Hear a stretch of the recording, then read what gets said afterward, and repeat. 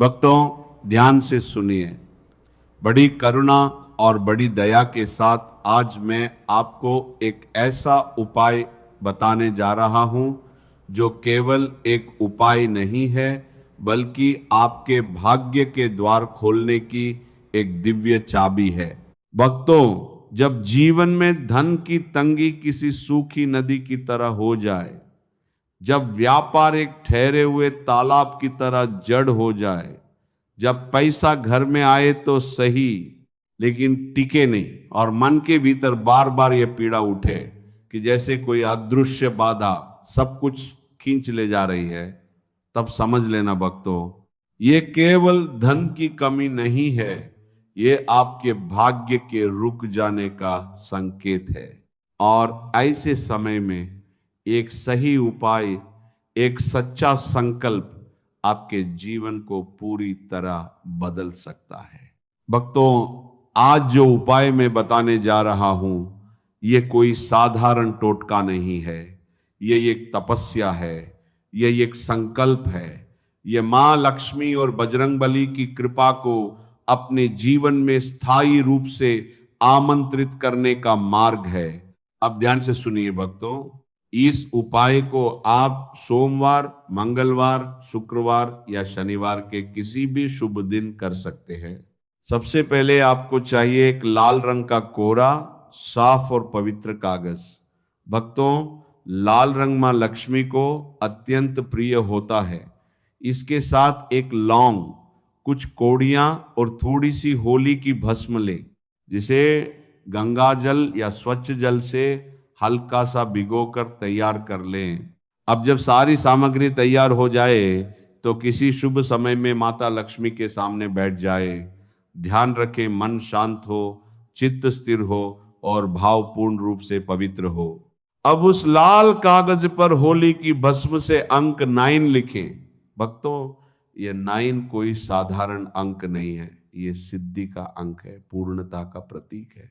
इसके बाद उसी कागज पर लिखे महालक्ष्मी नमः और एक स्वस्तिक का चिन्ह भी बना दे। अब भक्तों, उस लौंग को अपनी मुट्ठी में लेकर 11 बार महालक्ष्मी नमः मंत्र का जप करे और हर बार अंक 9 का स्मरण अवश्य करे। इसके बाद उस लौंग और कोड़ियों को कागज पर रखकर एक छोटी सी पुड़िया बना ले। अब उस पुड़िया को माता लक्ष्मी के चरणों में अर्पित करें और एक देसी घी का दीपक जलाएं। भक्तों, जब तक दीपक पूरी तरह से जल न जाए तब तक उस पुड़िया को वहीं रहने दें। दीपक बुझने के बाद उस पुड़िया को उठाकर अपने पर्स या तिजोरी में रख लें। भक्तों, यह पुड़िया साधारण नहीं है, यह आपके धन प्रवाह को जागृत करने का माध्यम बन जाती है। जिस घर में पैसा नहीं टिकता, जहां धन रुक जाता है, वहां यह उपाय एक वरदान बनकर कार्य करता है। अब सुनिए भक्तों, कर्ज से मुक्ति का एक और दिव्य उपाय, एक सुंदर स्वच्छ पीपल का पत्ता ले और उसे गंगा जल से शुद्ध कर ले। अब हनुमान जी के मंदिर जाए और उनके सिंदूर से उस पत्ते पर लिखे श्री राम। इसके बाद एक लौंग को सिंदूर में लपेटकर उस पत्ते पर रखें और पत्ते को बीड़े की तरह मोड़ दे। भक्तों, ये कोई साधारण बीड़ा नहीं है, ये आपके कर्ज से मुक्ति का संकल्प है। अब इसे हनुमान जी को अर्पित करें और वहीं बैठकर श्रद्धा से हनुमान चालीसा का पाठ करें।